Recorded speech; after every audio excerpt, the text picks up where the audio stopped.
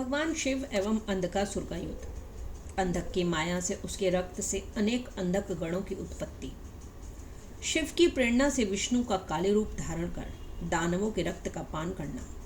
शिव द्वारा अंधक को अपने त्रिशूल में लटका लेना।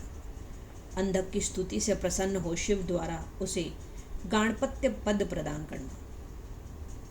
सनत कुमार बोले, हे व्यास, शिवजी का अभिप्राय जानकर उस दैत्यराज ने गदा लेकर देवगणों से सर्वथा अभेद गिल नामक दैत्य को आगे कर सेना के सहित शीघ्र शिवजी की गुफा के दरवाजे पर पहुंचकर वज्र के समान तीखे शस्त्रों से प्रहार करना प्रारंभ कर दिया। कुछ दैत्यों ने वीरक पर और कुछ दैत्यों ने पार्वती पर शस्त्रों से प्रहार किया। कुछ दैत्यों ने गुफा के मनोहर द्वार को तोड़ दिया। कुछ ने द्वार पर लगे पत्र, पुष्प, फल, मूल तथा मनोहर जल एवं उद्यान मार्गों को नष्ट कर दिया। कुछ ने प्रसन्न होकर पर्वत के दीप्तिमान शिखरों को तोड़ दिया। तदनंतर त्रिशूलधारी शिवजी ने कुपित होकर अपनी सेना का, दारुण भूत गणों का तथा सैन्य सहित विष्णु आदि देवगणों का स्मरण किया।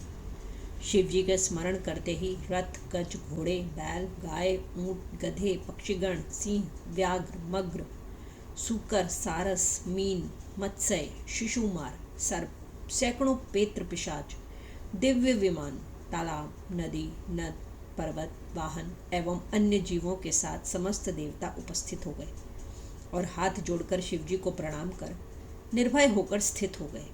उसके अनंतर शिवजी ने वीरक को सेनापति बनाकर थके वाहन वाले उन देवताओं एवं युद्ध में निश्चित विजय पाने वाले प्रधान वीरों को भेजा। महेश्वर के द्वारा भेजे गए उन सभी देवगणों ने उस गिल सहित दैत्यराज की सेना के साथ निरंतर प्रलय काल के समान मर्यादाहीन घनघोर युद्ध किया। तब विघस ने युद्ध करते हुए उन ब्रह्मा, विष्णु, सूर्य एवं चंद्रमा आदि समस्त देवों को क्रोधपूर्वक निगल लिया। उस प्रकार विघस के द्वारा अपनी समस्त सेना के निगल लिए जाने पर केवल वीरक रह गया। तब संग्राम भूमि को छोड़कर उस गुफा में प्रवेश करके सिर झुकाकर काम शत्रु शिवजी को प्रणाम करके वक्ताओं में श्रेष्ठ वह वीरक दुखी होकर उनसे सारा वृतांत कहने लगा। हे भगवान, विघस दैत्य ने आपकी सारी सेना निगल ली। वह त्रिलोक गुरु दैत्य विनाशक भगवान विष्णु को निगल गया। उसने सूर्य तथा चंद्रमा को, वरदायक ब्रह्मा तथा इंद्र को निगल लिया। वह यम, वरुण, पवन एवं कुबेर आदि को भी निगल गया। केवल मैं ही अकेला रह गया हूँ। मुझे अब क्या करना है? वह अजय दैत्यपति सेना सहित प्रसन्नचित्त है। मैं भयभीत होकर वायु के समान वेगवान होकर आप अजय के पास आया हूँ। भगवान विष्णु ने अपना मुख फैलाकर कश्यप पुत्र हिरण्यकश्यपु को अपने तीव्र नखों से विदीर्ण किया था। वे भक्तों के वशीभूत हो त्रिलोकी के कंटकों का नाश करने में प्रवृत्त रहते हैं। पूर्व काल में उन्हें वशिष्ठादि लोक रक्षक सप्तऋषियों ने शाप दिया था कि तुम दैत्यों के साथ चिरकाल प्रयत्न युद्ध करते हुए उनके द्वारा निगल लिए जाओगे। इसके बाद जब विष्णु ने विनम्र होकर मुनियों से प्रार्थना की कि हे मुनिगणों, इस घोर शाप से मेरा छुटकारा कैसे होगा, तब क्रुद्ध हुए उन मुनिगणों ने कहा, युद्ध काल में जब घोर बाणों की वर्षा कर विघस नामक दैत्य तुम्हें निगल लेगा, तब तुम अपने घूंसों से उसके मुख पर प्रहार निकलोगे। तत्पश्चात पुण्याश्रम बद्रीवन नामक हरिग्रह में जब तुम अवतार लोगे, तब शाप रहित हो अपने परमात्मा रूप में अवस्थित हो जाओगे। तभी से वह गिल नामक दैत्य प्रतिदिन भूखा रहकर बड़ी प्रसन्नता के साथ युद्ध स्थल में घूमता रहता था। जिस प्रकार जगत को प्रकाशित करने वाले सूर्य एवं चंद्रमा से राहु शत्रुता करता है, उसी प्रकार देवताओं के परम शत्रु शुक्राचार्य देवों के द्वारा मारे गए सभी दैत्यों को संजीवनी विद्या के स्तुति पदों से वर्ण रहित कर जीवित कर देते हैं। आपको तथा मुझे युद्ध स्थल में भले ही प्राण त्याग करना पड़े, किंतु अब आप ही इस युद्ध में प्रमाण हैं और आप ही इस कार्य को संभालेंगे। त्रिभुवनपति प्रमथपति सदाशिव पुत्र वीरक की बात सुनकर बहुत कुपित हुए और देर तक विचार करते रहे। तदनंतर उन्होंने सूर्य के समान दैदीप्यमान अपने शरीर से उत्तम सामवेद का गान किया और बड़ा अट्टहास किया, जिससे समस्त अंधकार दूर हो गया। तब इस लोक में प्रकाश हो जाने पर वीरक मुनि ने रण में विकृत मुख वाले दैत्यों के साथ पुनः महायुद्ध किया। शिलाद मुनि ने पत्थर का चूर्ण खाकर जिन नंदीश्वर को उत्पन्न किया था तथा जिन्होंने त्रिपुर को भी पूर्व काल में जीत लिया था, उन नंदी ने घनघोर युद्ध प्रारंभ कर दिया। नंदी को भी उस राक्षस ने निगल लिया।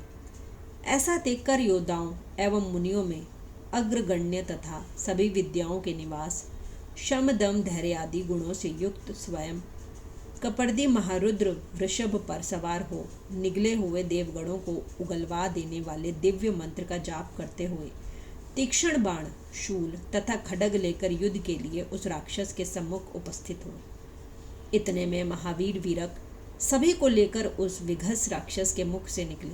इसी प्रकार विष्णु, ब्रह्मा, इंद्र, चंद्रमा, सूर्य आदि सभी निकल आए।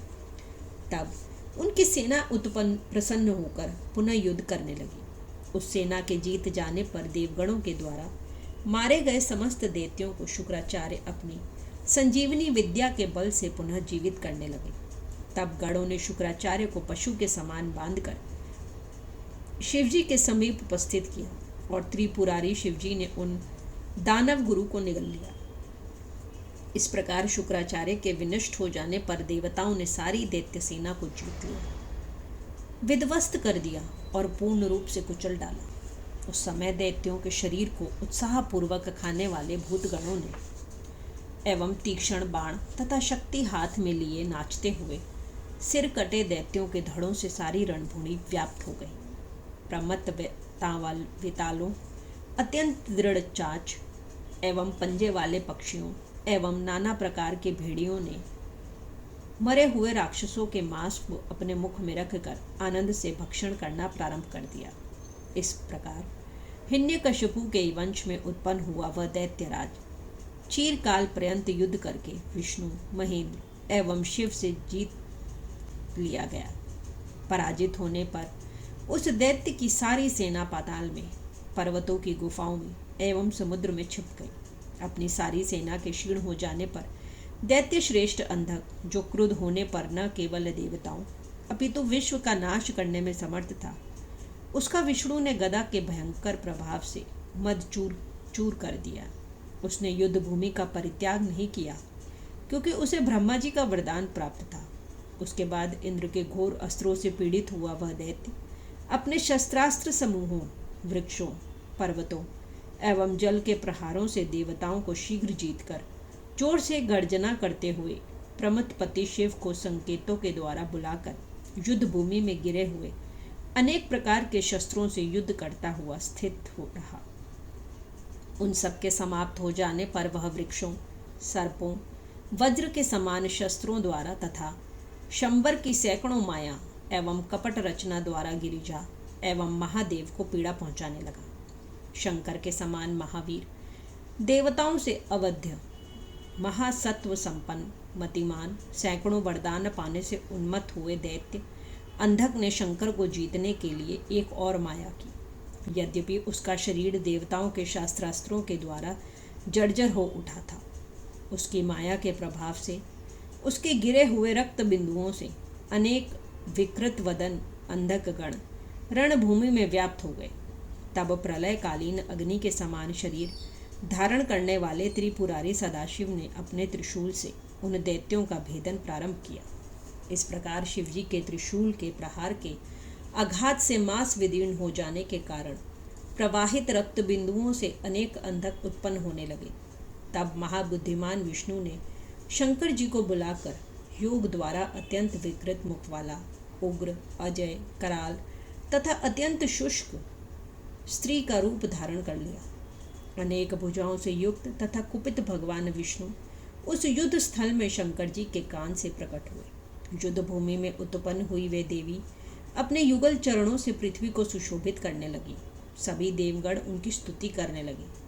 उसके बाद शंकर जी की प्रेरणा से क्षुधा से व्याकुल वे देवी मांस की कीच से युक्त उस रणभूमि में दैत्यपति के शरीर से निकले हुए उष्ण रुधिर का पान करने लगी।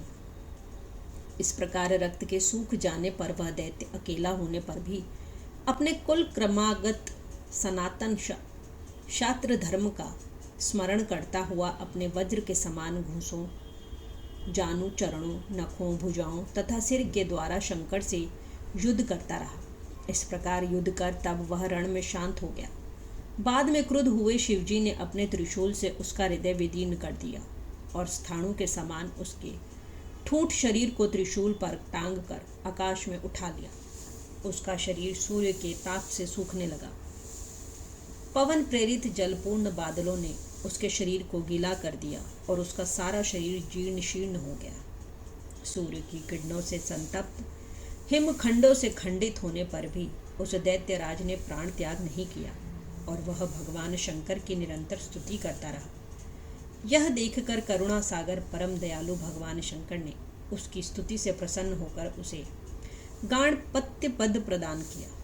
उस समय युद्ध के अंत में भुवनपति श्रीहरि, ब्रह्मा तथा समस्त देवताओं ने शंकर जी की विधि पूर्वक पूजा कर कंधा झुकाकर मनोहर एवं सार गर्भित स्तुतियों से उनकी स्तुति की तथा प्रसन्न होकर उनकी जय जयकार करके वे सुखी हो गए। तत्पश्चात भगवान भूपति नाना प्रकार की सामग्री से पूजित देवगणों को सत्कार सहित विदा कर पार्वती के साथ प्रसन्न हो गुहा में क्रीड़ा करने लगे। उस समय वे घोर विघस के मुख से पाप रहित पुत्र वीर के निकल जाने से बड़े ही प्रसन्न हो रहे थे। इस प्रकार श्री शिव महापुराण के अंतर्गत द्वितीय रुद्र संहिता के पंचम युद्ध कंड में अंधक वधोपाख्यान में अंधक युद्ध वर्णन नामक 46वां अध्याय पूर्ण